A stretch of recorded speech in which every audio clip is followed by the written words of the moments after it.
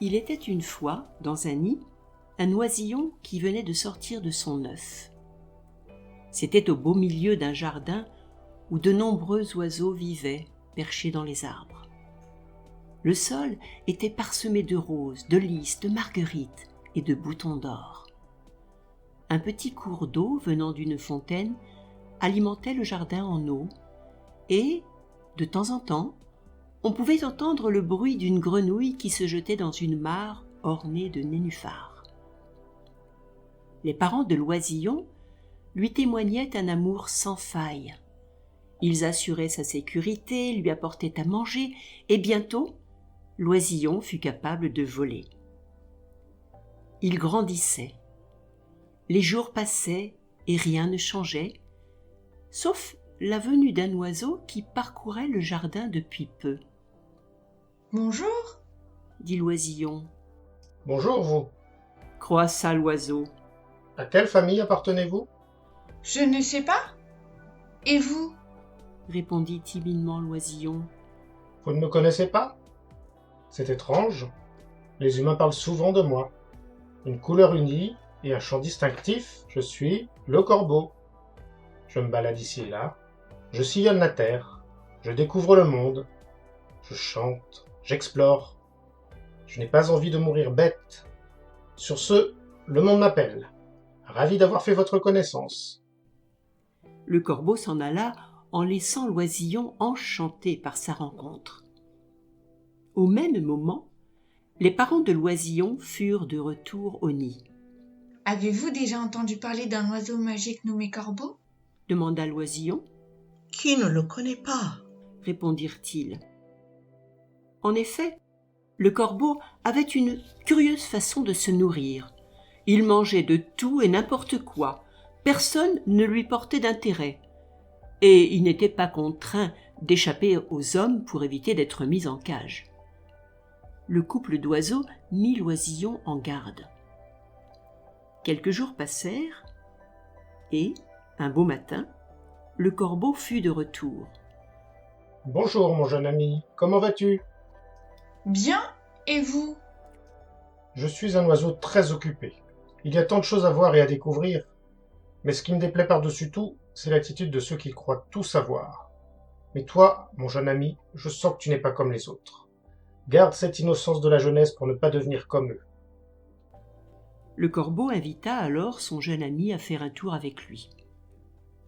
Un peu hésitant au départ, l'oisillon finit par accepter. Ils volèrent côte à côte, mais, en les voyant, d'autres oiseaux les fixèrent d'un air ahuri. « Tu vois, je te l'avais dit, ils sont jaloux de toi. À moins que ce ne soit ta façon de voler qui laisse à désirer. C'est pour cette raison qu'ils te regardent bêtement. Mais pas d'affolement, je t'apprendrai à bien voler pour leur clouer le bec. » Bientôt, le corbeau devint son mentor, et ils passèrent tout leur temps ensemble. Ce jour-là, loin de son nid, à l'heure du déjeuner, l'oisillon eut faim. « Pas de problème, » assura le corbeau. Il se posa sur un terrain marécageux et invita son jeune ami à se joindre au festin.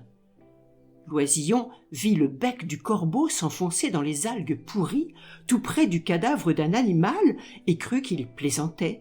« On pourrait peut-être trouver quelque chose de plus appétissant ?» ?»« Pourquoi ? » ?»« Je ne sais pas. » »« Tu ne sais pas, et pourtant tu oses défier mon invitation. » dit le corbeau en adoptant un air amical, mais sans concession. « Je ne vois pas où est le problème. Tu avais faim, et je t'offre à manger. » Le corbeau était impressionnant, et l'oisillon n'osa pas s'exprimer, et encore moins le défier. Ainsi, le jour suivant, les deux amis mangèrent dans une décharge publique. De retour au nid, l'oisillon était de mauvaise humeur. « Où étais-tu » demandèrent ses parents. « Pas très loin. » »« Encore et toujours en compagnie du corbeau ?»« C'est mon ami. » »« Lorsqu'on a du mal à distinguer ses amis de ses ennemis, il faut d'abord regarder l'état dans lequel on se trouve. » conseillèrent ses parents. L'oisillon se sentait mal et eut envie de mettre un terme à son amitié avec le corbeau. L'idée de tourner la page et de reprendre sa vie d'avant l'apaisait. Il prit son courage à deux pattes et attendit leur prochaine rencontre. Un beau matin, le corbeau fit son apparition. Courageux, l'oisillon commença à dire ce qui lui pesait sur le cœur, mais le corbeau sembla soudain enthousiaste. « Attends, j'ai une surprise pour toi. Viens avec moi. » Ils prirent leur envol et atterrirent dans la cour d'une ferme.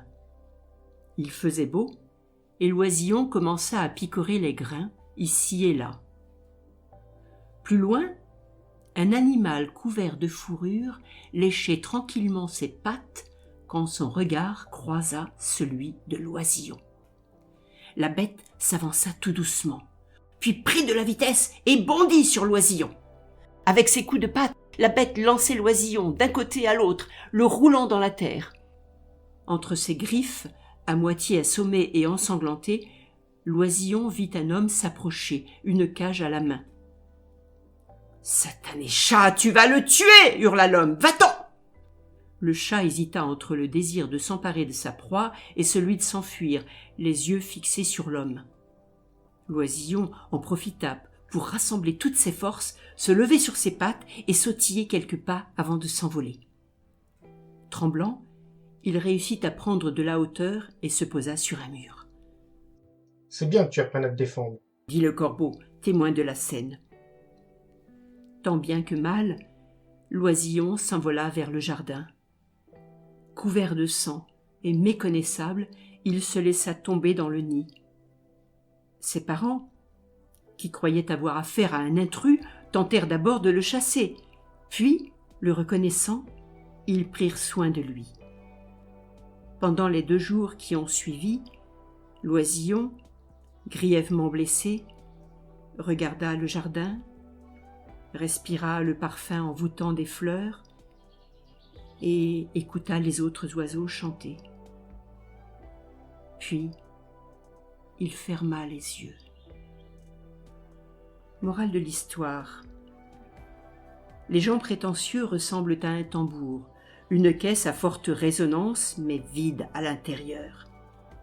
Certains passent à côté d'eux sans leur accorder d'importance, d'autres les affrontent remarquablement, mais il reste une 3e catégorie d'individus, leurs victimes.